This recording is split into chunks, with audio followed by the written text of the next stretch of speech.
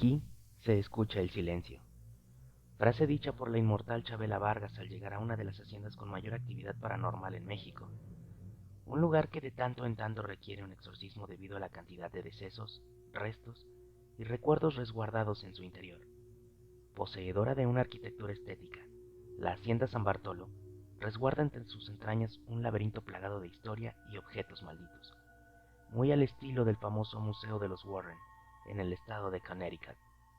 Por la carga energética del sitio, la presencia de celebridades eclesiásticas mexicanas fueron requeridas con el fin de mantener a los oscuros entes que rondan entre sus pasillos, seres que mantienen cautivas las almas de los moradores que dejaron este plano en el interior de una escabrosa construcción.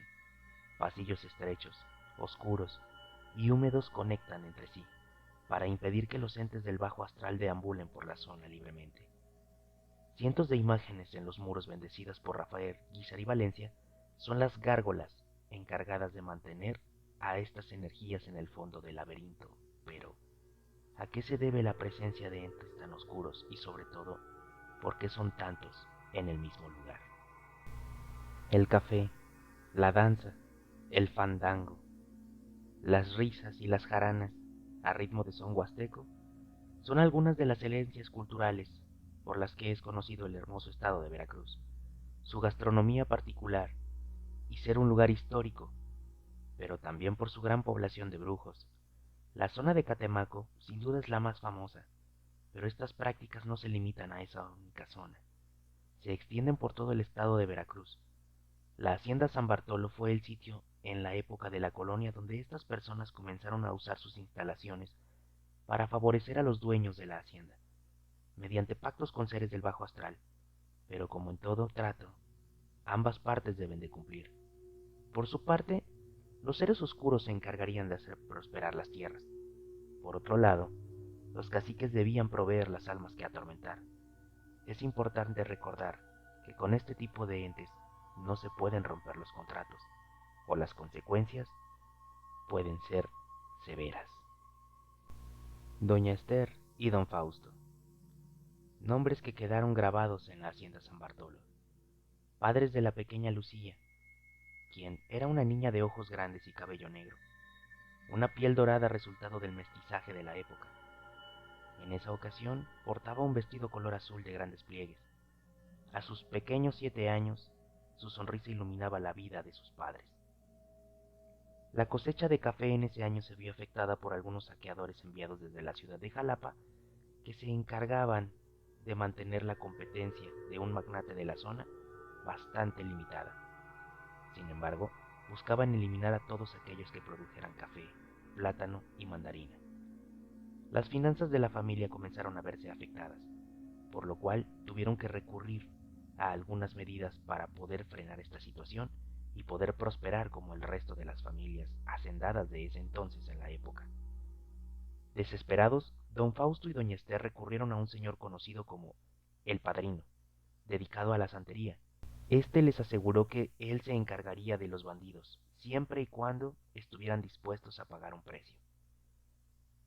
Les pidió animales de granja, un porcentaje de las ganancias en las cosechas y un sitio en la hacienda en el cual llevar a cabo sus artes, pero tenía que ser bajo tierra, ya que nadie podía pasar por ahí, nadie podía interrumpirlo, y mucho menos saber qué se hacía entre esos muros. Los caciques aceptaron debido a la desesperación. Construyeron bajo la casa principal una serie de túneles que conformaban un laberinto, en los cuales los gritos de dolor y agonía se hacían presentes noche a noche. Conforme estos eran más frecuentes, cesaron los saqueos, pero los trabajadores de la hacienda comenzaron a rumorar que unas sombras rondaban por las tierras y atacaban a todos aquellos que fueran extraños al lugar, e incluso hubo ataques a personas que llevaban mucho tiempo trabajando con los hacendados. La única manera de no ser blanco de estos entes era portar una pulsera hecha con las raíces de los cafetos locales. Esto llevó a que ya nadie saliera después de la puesta de sol. La pequeña Lucía no entendía por qué no podía jugar ya en las fincas, por qué era imposible trepar en los árboles y cortar una naranja o algún fruto de su dulce jardín. Las razones eran simples. Estos entes se estaban encargando de depurar a los enemigos de don Fausto. El hacendado comenzó a tener más ventas. El terreno creció y se posicionó como uno de los productores más influyentes de la zona. Sin embargo, el precio fue muy alto. No podía salir de su casa. Se escuchaban voces en los rincones. Estas sombras alargadas aparecían en todas partes. Ya aparecían dentro de la casa. Llegó a tal grado que le pidió al padrino que cesara con aquellas apariciones, pero este solo reía y le decía: Ellos están aquí por usted. Un trato es un trato. Además, si no los deja salir a cazar, van a buscar alimentarse de quien vean. Y eso incluye a todos en esta casa, sea quien sea.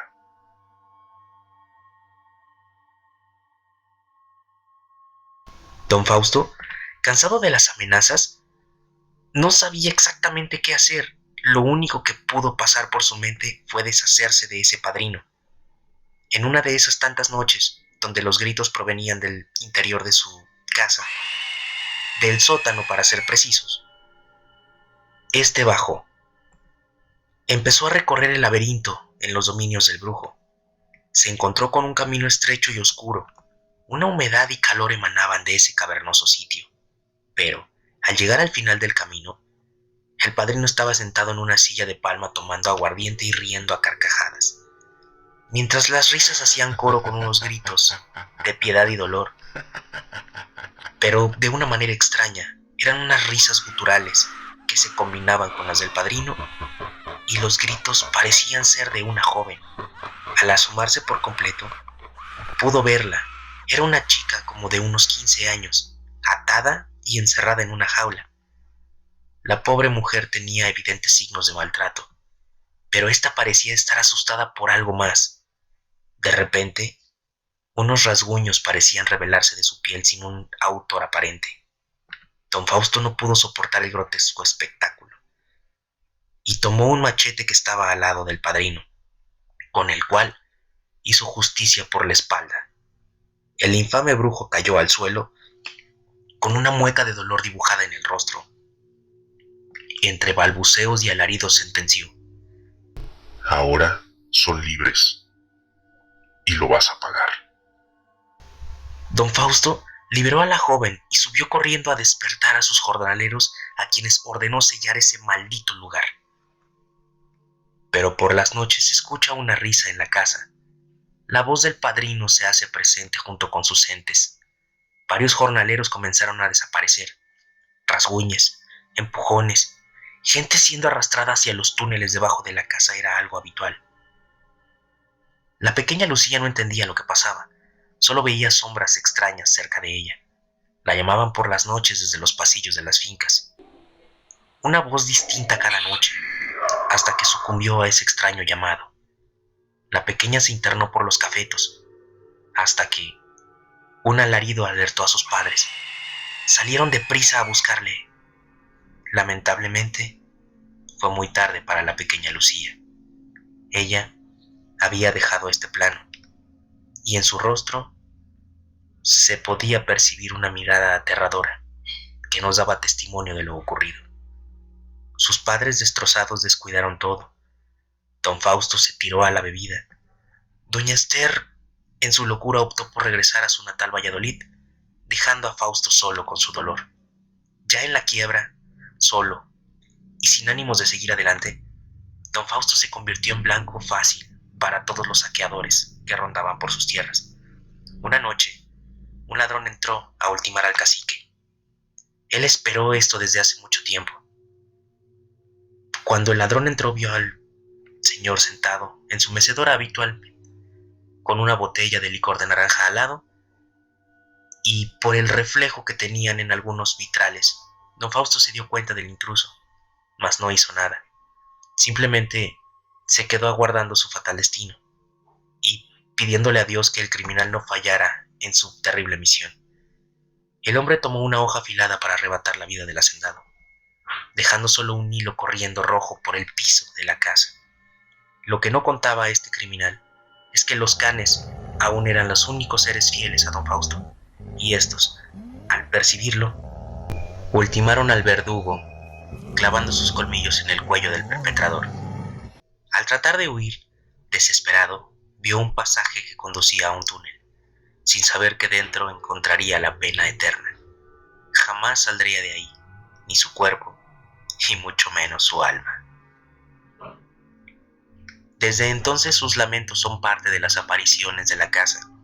Sus gritos son eco con las risas del padrino y las voces guturales. Los diferentes dueños de la propiedad han tratado de bendecir la hacienda para acabar con las apariciones, pero es algo imposible, ya que el portal abierto por el padrino sigue dentro, en las entrañas de esa casa. Las autoridades eclesiásticas de México han usado este sitio para resguardar objetos involucrados en rituales de expulsión de demonios, desde las muñecas de Xochimilco, unos cuadros de una casa de Porfirio Díaz, juguetes de la hacienda que es conocida como el Encero, unas estatuas del que fue el heroico colegio de Chapultepec. Todas estas cosas malditas cuyas energías se expanden para cautivar nuevas víctimas. Es el laberinto de misterios, pasadizos sin fin, que dejan ver su peor lado al caer la noche. Antes que nada, aprovecho para felicitarlos por este nuevo año. Espero que sea un año productivo para todos ustedes. Les agradezco a todos aquellos que han seguido nuestro proyecto de cerca. Estos videos que fueron tomados para este capítulo fueron recopilados por nosotros en una hacienda que es la hacienda de San Bartolo en el estado de Veracruz. Si les gustaría que hiciéramos más videos de este estilo, por favor háganoslo saber en los comentarios o bien en el correo electrónico que se quedará aquí en la descripción. De igual manera vamos a continuar con los videos de las leyendas y los relatos que ustedes nos estén enviando. Solamente les quiero agradecer por todo el apoyo que hemos recibido. Les recuerdo mi nombre, yo soy Samael, y tengan mucho cuidado en este 2023 al caer la noche.